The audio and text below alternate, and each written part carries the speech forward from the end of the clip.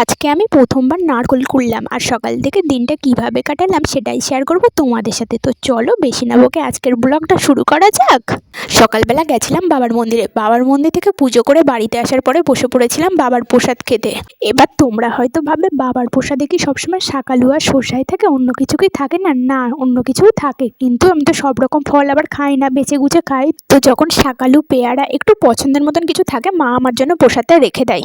যাই হোক, প্রসাদ খাওয়া হয়ে গেলে তারপরে চা খেয়েছিলাম। আজ তো একাদশী, সকালবেলা আজ আর কিছুই খাবো না, সেই জন্য একটা বড় কাপের 1 কাপ দুধ চা খেয়েছিলাম। তারপরে খাওয়া হয়ে গেলে আমি আর মেজদি দুজনে মিলে বেরিয়ে পড়লাম বাজার করতে যাওয়ার জন্য।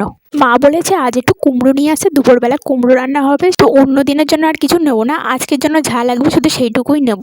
মা তো কুমড়ো আনতে বলেছিল, কুমড়ো তো নিয়েছি, সাথে পেঁপে আর শসা নিয়েছি, আর নিয়েছি একটু ফুল। তুই সব কিছু কিনে নিয়ে চলে এসেছিলাম বাড়িতে আসার পরে মেজদি বললো যে একটা নারকোল আছে, ওটা একটু কুড়ে দে। আমি কোনোদিন নারকোল কুড়িনি, তো মা জানে যে আমি হয়তো পারবো না, সেই জন্য মা বলছিল যে তুই তাহলে ওটা, আমি কুড়ে দিচ্ছি।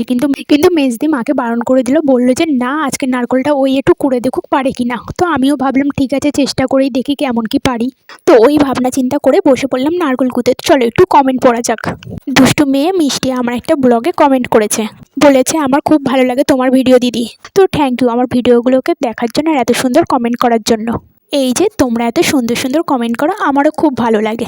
যাই হোক, এদিকে আমার নারকেল কোড়াও হয়ে গেছে, যেহেতু প্রথমবার নারকেল কুড়েছি, তো এর আগে কোনোদিন নারকেল কুড়িনি, সেই জন্য একটু দেরিও হয়েছে আর কুড়তে অনেকটা কষ্টও হয়েছে, কারণ কুড়িটাতেও বেশি ধার ছিল না। কিন্তু ব্যাপারটা হচ্ছে আমার মাটা কুড়লে যেমন ঝুড়ো ঝুড়ো হয়, আমারটা একটু ঘ্যাঁটা ঘ্যাঁটা হয়েছিল। নারকেলটাকে কুড়তে পেরেছি এটাই অনেক, আমি তো ভাবতেই পারিনি একটা আস্ত নারকেল এইভাবে কুড়ে ফেলবো আমি। আজকে মা আর মেজে দুজনে মিলে রান্না করেছে, ওদের যখন রান্না হয়ে গেছে তারপর দুপুরে খেতে বসার টাইম হয়ে গেলে বসে পড়েছিলাম আমি দুপুরবেলা খেতে।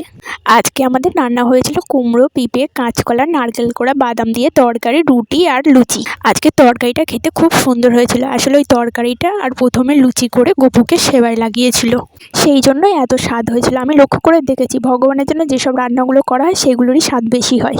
যাই হোক, দুপুরবেলা খাওয়া দাওয়া করে বিকালে পড়াতে যাওয়ার টাইম হয়ে গেলে চলে গেছিলাম বিকালবেলা পড়াতে। তো আজকের জন্য এতটুকুই, দেখা হচ্ছে নেক্সট ব্লগে।